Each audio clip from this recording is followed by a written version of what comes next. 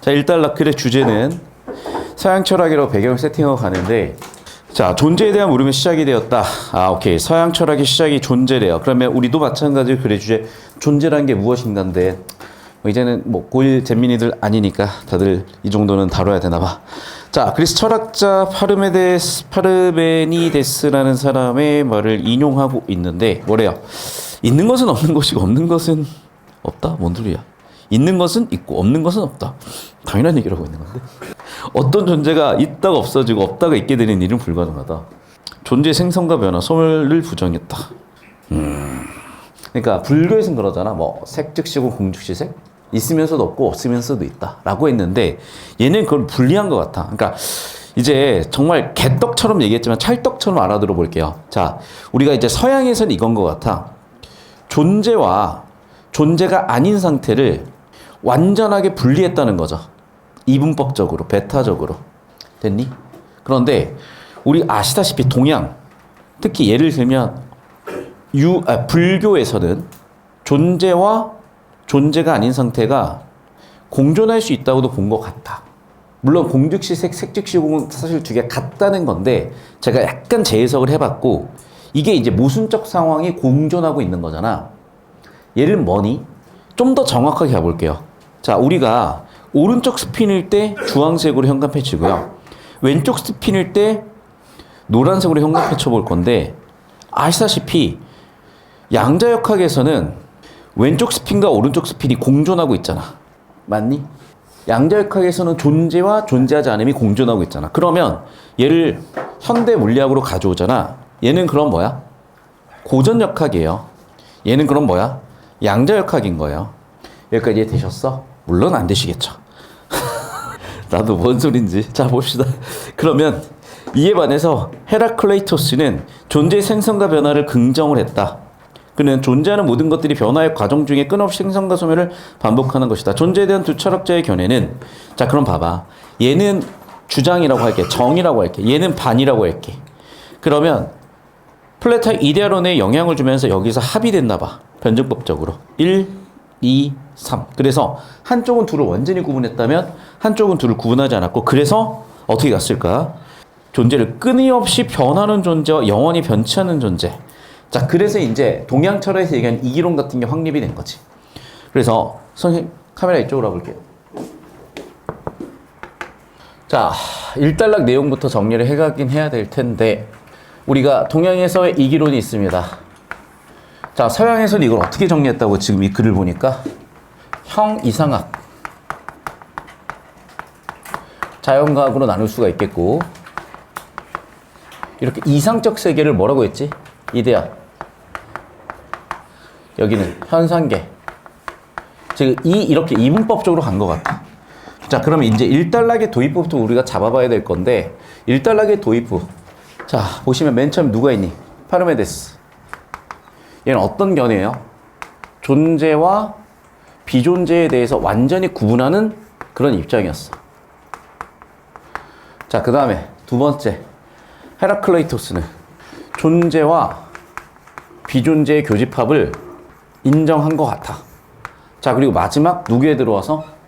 플라톤에 들어와서 이데아론을 통해서 정반 합으로 나가고 있구나. 그래, 전개 방식은 정, 반, 합, 변증법적이구나 라고 일단 정리해 두시고, 자, 이 변증법 같은 전개 방식이 잘 안 쓰이기 때문에 출제되면 보통 언급되면 보통 거의 100% 확률로 출제 포인트야.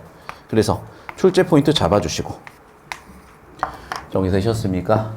자, 이쪽으로 봅시다. 자, 계속해서 볼게요, 여러분.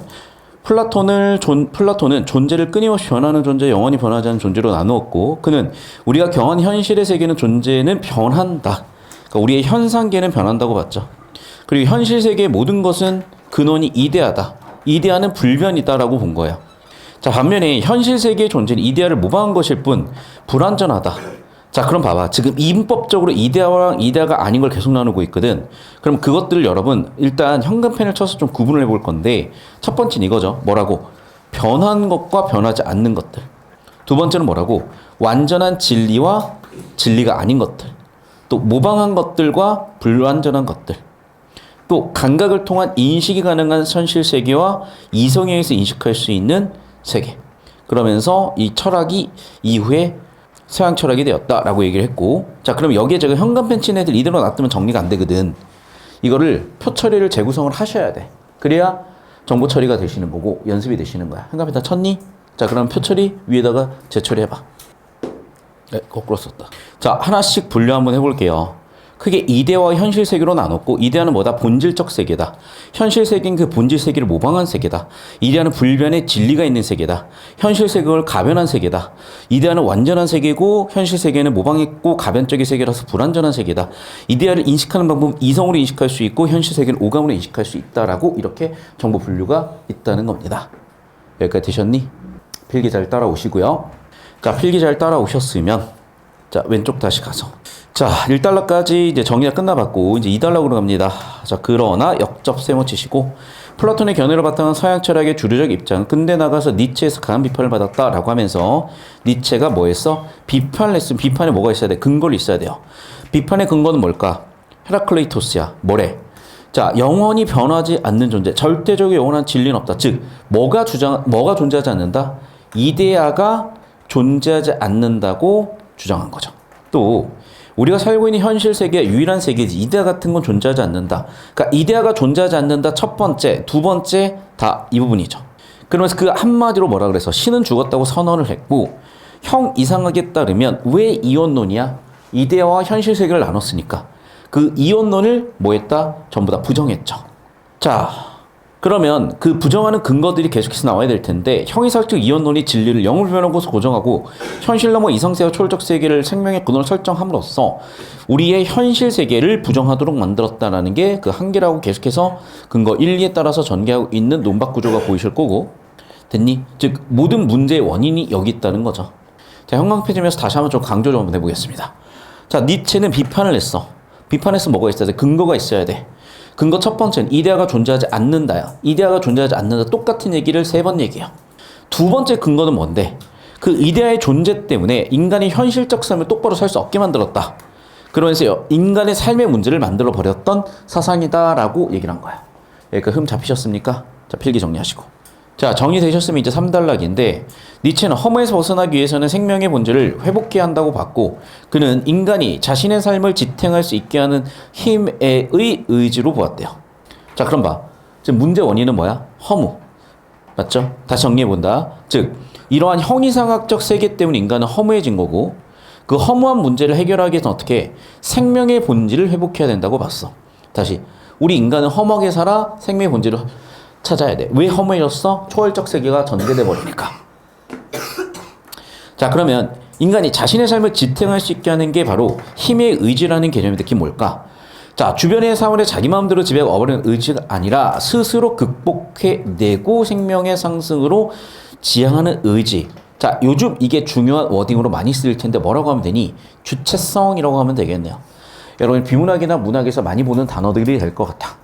자, 니체는 이러한 힘의 의지가 생성과 변화를 끊임없이 하는 과정 중에 창조적인 생성 활동을 하는데, 자, 첫 번째, 일단 뭐가 있어야 돼? 주체성이 있어야 돼. 주체성이 뭘 만드는데? 창조적인 생성 작용을 만든대요. 그 최종의 결과가 예술이라고 얘기했습니다. 자, 다시 의지, 창조, 예술. 필기 잘 해두시고, 그냥 문득 여러분도 이해가 안 되시겠지만 이런 거야. 여러분 지금 표지를 보면서 갑자기 행복해 하시더라고요. 이유가 뭐겠어? 예술적이잖아. 내 얼굴 들어간 표지 나도 보기가 싫어요. 그래서 아까 물어본 거야. 모델 얼마 정도 할까? 근데 표지 하나 만들자고 가능은 하죠. 1년 동안 그 얼굴 갖다 쓰면. 지금 이제 나름대로 제가 열심히 협상을 한번 해보겠습니다. 그게 예술이야. 두 번째는 어젠가 그제 제가 좀 겪었던 일인데, 요즘 맨날 날 새면서 이래요. 이제 다음 주가 모의고사잖아. 다음 주가 모의고사래. 다음 주가 수능이잖아. 그러니까 여러분 생각보다 시간이 개빠른 게, 여러분 2년 뒤면 수능 치세요. 별로 안 하더니?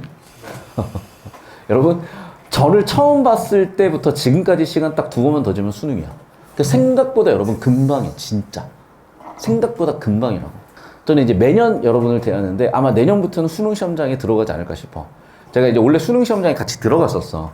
그런데 참 재밌었던 게, 내가 실전에서 겪어봐야지라고 마음 먹고 서울대 입학한 뒤에 수능 시험장을 한 6번인가 들어갔는데, 들어갈 때마다 존나 레전드를 찍었어요. 첫 번째는 뭐였냐면 냄새 빌런이 있었어요. 두 번째는 뭐였냐면 이 톡톡 빌런이 있어. 톡톡 빌런. 톡톡 빌런부터 설명을 하면 말 나온 김에 썰 풀고 갈게. 톡톡 빌런이 뭐였냐면 내가 경기도 광주에 있었거든. 근데 거기 고등학교 3개밖에 없어. 그래서 내가 서울대를 입학하기 전에 시험을 쳤을 때는 고사장이 없었어. 그래서 1시간 동안 운전해가지고 아빠가 이제 운전해서 데려다 줬는데 어머나 전날 예비 소집이 왔을 때는 아무 문제가 없었는데 오르막 한 10분 걸어가야 되는 거리야. 차로 가면 2분인데 거기 갑자기 차단을 한 거야. 길이 막혀서. 올라가는 또 길에 고사장이 4개 있었어요. 그래서 진짜 올라가는 내내 거의 등산에서 올라가서 개고생을 했던 경험이 한 번 있고, 그 다음에 이제 서울대 들어간 다음에 편안한 마음으로 딱 갔는데 등용문이라고 내가 지금도 기억나. 등용문 그 기숙학원이 있어요. 거기 애들이 말을 존나 안 듣는 것 같아. 그래서 이제 우리 고사장에 막 등용문 애들 와가지고 막 깽판 치고 있는데 국어 시험에 어떤 한 애가 감독관이 걷는데 그걸 뻗히면서 한 3분인가 5분인가 더 쓴 거야. 그래서 소문이 딱 났어요.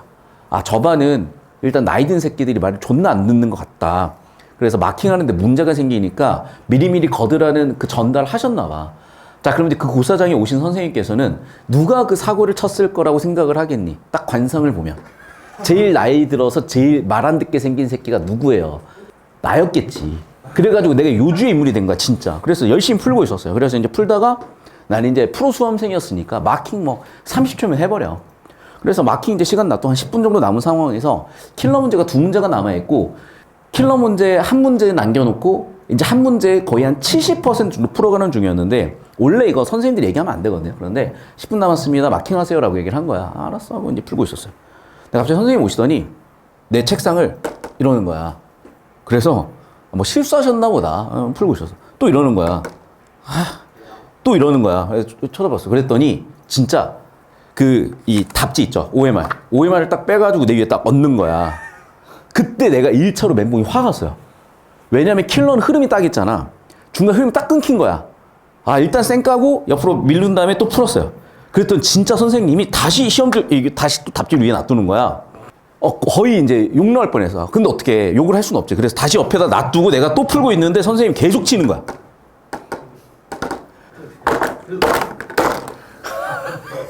시험을 칠 수가 없어.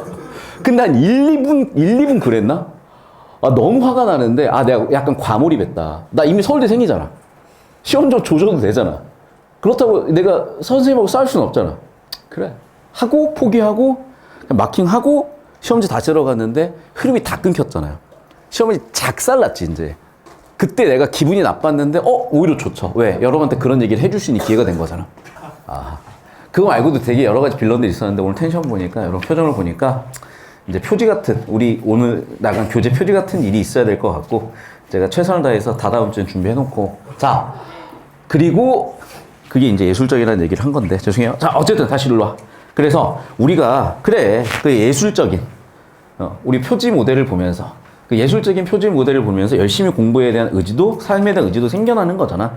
자, 다시. 그래서 우리는 자기 극복을 이끌어내고, 생명 상승의 지향의 의지가 생기고 거기에서 창조적인 활동을 하면서 거기까지가 예술로 간대. 그는 본능에 내재한 감성을 바탕으로 예술 충동을 중시하면서 예술가의 창작 활동을 인간의 삶의 가치 상승을 도와주는 힘의 의지다. 즉, 이 사람한테 있어서 예술은 궁극적인 목적인 거죠. 삶의 목적인 거죠. 인간 삶의 가치 상승인 거죠. 여기까지 되셨니?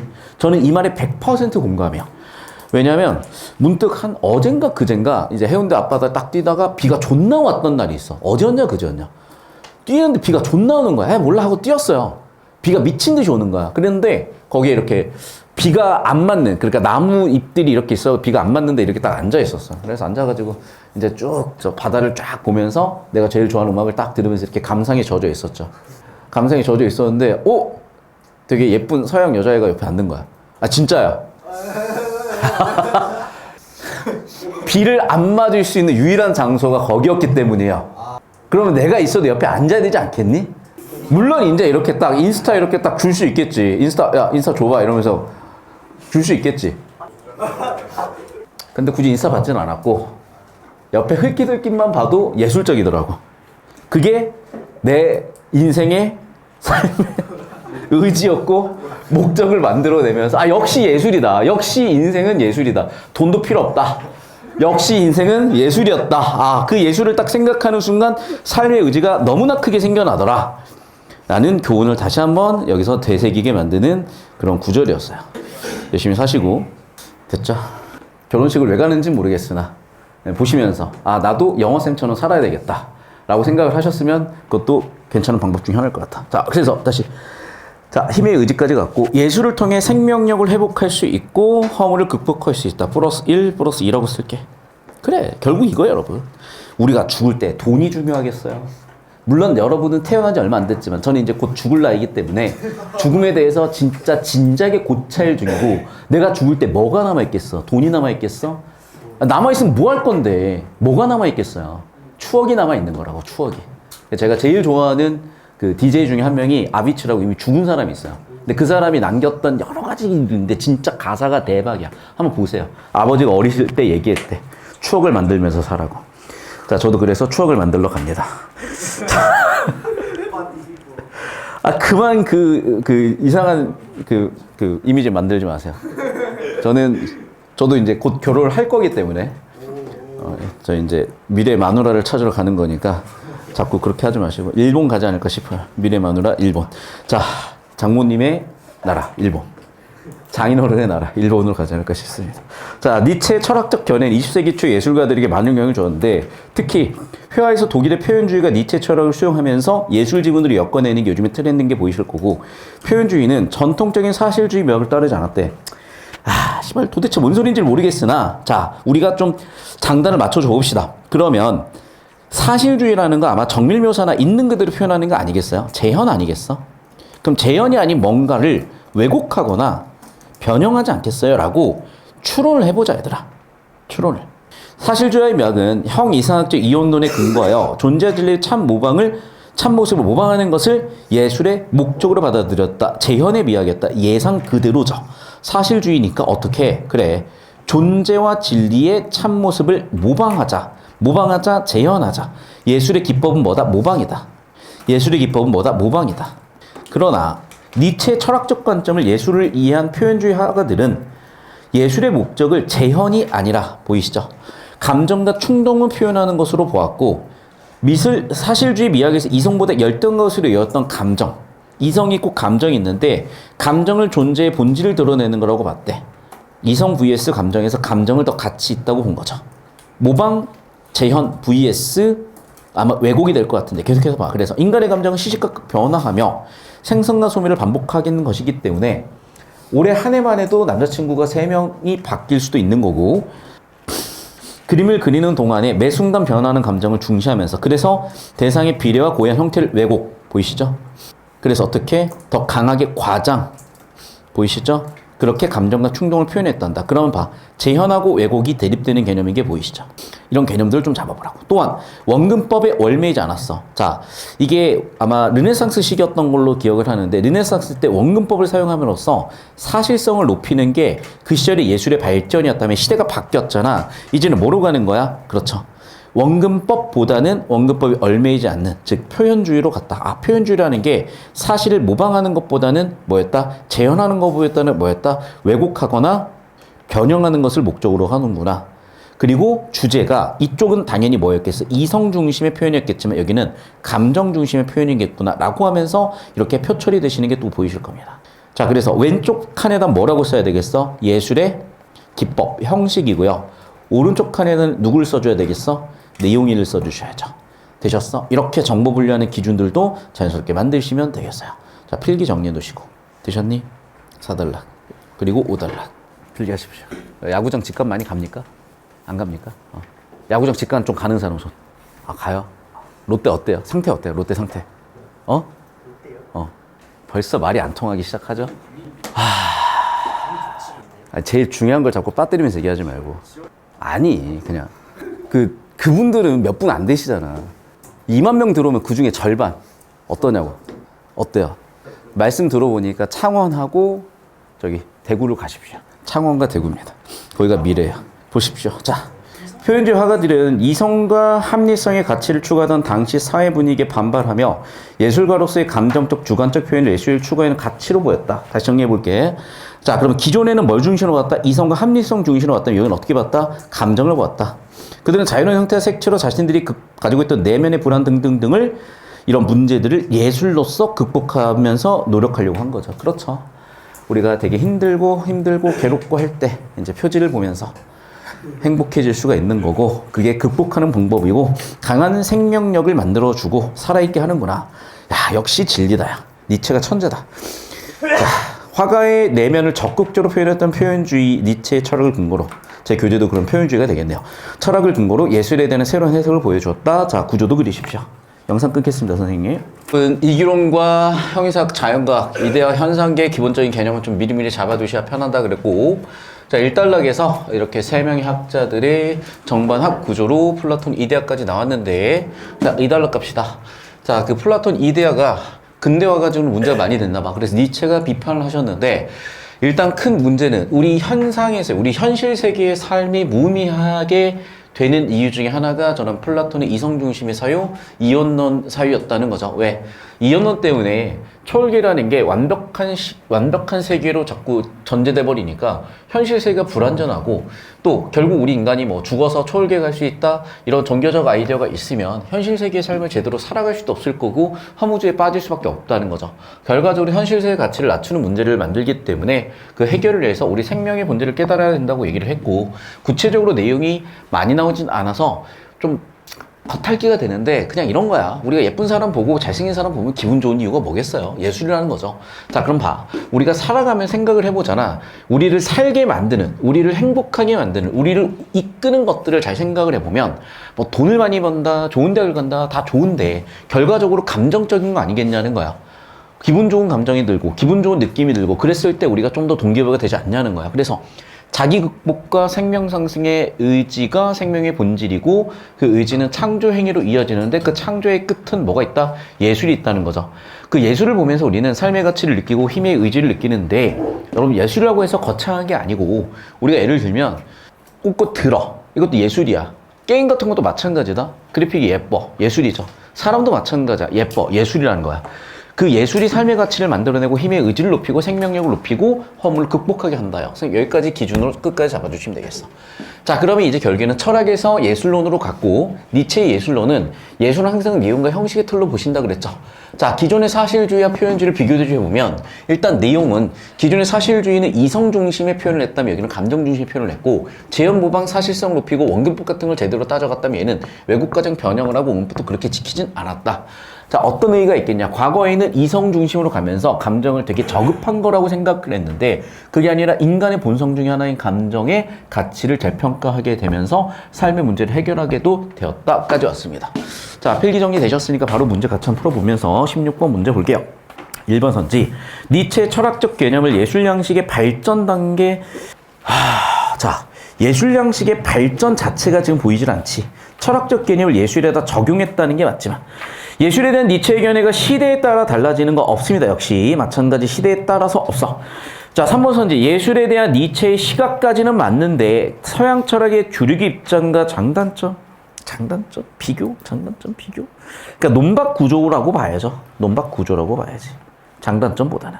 자, 예술에 대한 여러 가지 철학자들의 견해가 니체에서 통합이 되었다. 예술의 대안이 틀렸어. 자, 여러 철학자들의 견해가 누구에서 통합이 되었어? 플라톤에서 통합이 되었고, 플라톤을 비판한 게 니체지. 그러니까 구조 잡아보시면은 왜 틀렸는지 보이실 거고, 마지막 정답 5번 선지인데, 서양 철학의 주류적 입장을 부정하는 니체의 철학. 자, 그러면 기존의 서양 철학의 주류 입장은 뭐야? 플라톤 입장이죠. 그리고 예술로 보자면 뭐야? 사실주의지. 그럼 사실주의 기법을 어떻게? 표현주의로 갖고 왔죠. 플라톤에 대해서는 니체가 반박하면서 들어왔고, 정답 5번 선지로 이어서 보시면 되겠습니다. 자, 17번 필기 정리해서 이어서 보시면 되겠고, 자, 그럼 봐봐. 중간에 아까 니체가 인용을 했고 니체가 인정을 한 사람 누구야? 헤라클레이토스지. 그럼 헤라클레이토스랑 니체랑 비슷한 입장을 취하고 있는 것이고, 헤라클레이토스와 니체는 공통점으로 기억이 변하지 않는다. 기억이 뭐였는데? 존재가 어떻다? 변화한다고 생각했다, 변화한다는 생각했다. 둘의 공통점이죠. 뭐 조피고 발제도 해보시면 아마 정답 1번 바로 보였을 것 같은데, 자, 그럼 공통점 확인하시는 거 어떻게 돼 있어? 헤라클레이토스는 뭐라고 했니? 자, 변화를 긍정했죠? 오케이. 그러면 다시 한번, 자, 노란색으로 발표도간 부분을 현관에 다시 한번 덧칠해 볼 거고요. 헤라클레이토스를 받아들인 니체는 영원히 변하지 않는 존재는 없다고 주장을 했다. 이 부분에서 다시 한번 정보가 높은 내용에서 정답 1번 선제 설계되는 거 확인하셨으면 됐고. 자, 왜 틀렸는지 고쳐보셔야 되는데, 자, 기억이 뭔데? 다시 한번 얘기하지만. 존재가 불완전하다고 여겼다. 자, 맥락이 다르죠. 자, 플라톤은 어떻게 나눴니? 이원론으로 나눠서 완전한 존재와 불완전한 존재가 있다고 나눴지. 그래서 일단 맥락 자체가 틀려요. 3번 선제 플라톤과 헤라클레이토스는 영원히 변하지 않는 기억이 있다. 다시 한번 얘기하자면 변한다고 생각을 했잖아. 그래서 둘은 같은 입장이 아니었고. 4번 파르메니데스는 헤라클레이토스와 달리 자, 얘는 뭐야? 변화죠. 자, 얘는 변화를 인정해? 인정하지 않아? 변화를 인정하지 않아. 얘는 반면에 변화를 인정하죠. 맞니? 그럼 기억. 존재의 생성을 긍정했다. 존재 자체는 있는 거 아니야? 자, 그런데 봐봐. 존재가 생성된다라는 건 무슨 뜻이야? 변화죠. 그럼 반대로 지금 뒤집어 놨지. 둘을. 자, 5번 선제 플라톤은 니체와 달리 기억의 근원을 감각을 통해 인식할 수 있다. 자, 플라톤은 기억의 근원은 뭐였어? 이데아죠. 이데아는 뭐로 인식할 수 있다? 이성으로 인식할 수 있다고 되어 있었잖아. 자, 이 내용 어디에 들어와 있어, 우리? 여기 표처리에 들어와 있다, 얘들아. 그래서 이 표처리도 정리해 놓으셔야 됩니다. 필기했니? 자, 15초 드립니다. 빨리 필기하세요. 너무 빠르니? 필기 다 했니? 정리했니? 힘내십시오, 여러분. 자, 넘어가서 18번. 윗글에 나타난 표현주의 화가들의 생각. 표현주의 뭐였죠? 아까도 얘기했지만 왜곡했죠? 감정이 중요하다 그랬었죠? 자, 감정에 대한 현관펜 치시고 내용이라고 씁시다. 예술의 내용을 감정이라고 봤다. 자, 두 번째. 모방 X 정답 2번 보이셨을 거고, 다시 한번 얘기한다. 뭘 중시했다? 감정 주시했다. 주관적 표현, 즉 감정 주시다. 5번 선지 감정 중시다. 아, 정답 2번 보이셨을 거고, 다시 한번 얘기한다. 기법에서는 모방했니? 아니죠. 뭐 있어? 왜곡했고, 변형했고, 과장했죠? 다시 한번 얘기한다. 정답 2번 보이셨을 거고요. 이걸 바탕으로 19번에 적용을 해보래. 독일의 표현주의 화가니까 모방, 사실주의보다는 왜곡, 변형, 과장을 했을 거야. 그리고 감정 표현을 했을 거야. 필기 다 정리되셨니? 지금 필기하셔야 여러분 내신 임박하셔서 반복 해독을 좀 줄이셔도 편해질 거야. 자, 그래서 키르 히너의 해바라기인데 쭉 한번 봤습니다. 자, 화가의 내면이니까 뭐라고 우리는 읽으시면 되겠어? 감정이라고 읽으시면 되겠죠. 이 사람 감정이 어때 보이냐? 뭔가 제정신 아니었던 것 같아. 사람 얼굴이었는지 사람 얼굴이었어요. 그리고 얼굴 색이 어때? 복잡한 감정이 들어갔나 봐요. 자, 그래서 슬프고 우울해 보인다. 그래 보이네. 웃고 있진 않잖아요, 지금. 자, 볼게. 1번. 슬프고 우울해 보인다. 감정이죠. 그런데 봐. 극복할 수 없는 건 아니죠. 오히려 그걸 통해 서물을 극복하는 방법으로 가고 있다는 거잖아. 해바라기를 강조한 화면 구성을 보니 강조했지, 과장했지. 뭐 생명의 근원이라고 여긴 이상세계가 아니야.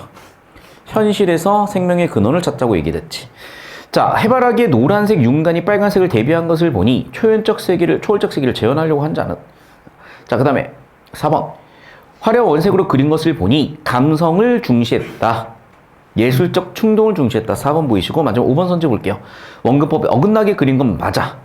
근데 봐봐. 인간이 자기 주변의 사물을 지배해야 된다는 의지예요. 뭔가 워딩이 조금 다르거든? 발췌독 한번 해서 뭐가 틀린지 봅시다. 인간이 자기 주변의 사물을 지배해야 되니? 발췌독해. 뭐라고 나와 있어, 여기에? 우리 아까 정리했던 것 같은데. 주체성 막 이런 거 확인했던 것 같은데. 여기 있죠. 자, 힘의 의지는 주변에 있는 사물을 자유마음대로 지배하고 억압하려는 의지가 아니라, 즉 제국주의 이런 게 아니라 자기 극복, 생명 상승의 것, 즉 주체성으로 가는 거고 타자를 억압하는 게 아니라고. 자, 정답은 4번 되시겠습니다. 자, 필기 정리하시고 고생하셨고 영상 끊겠습니다.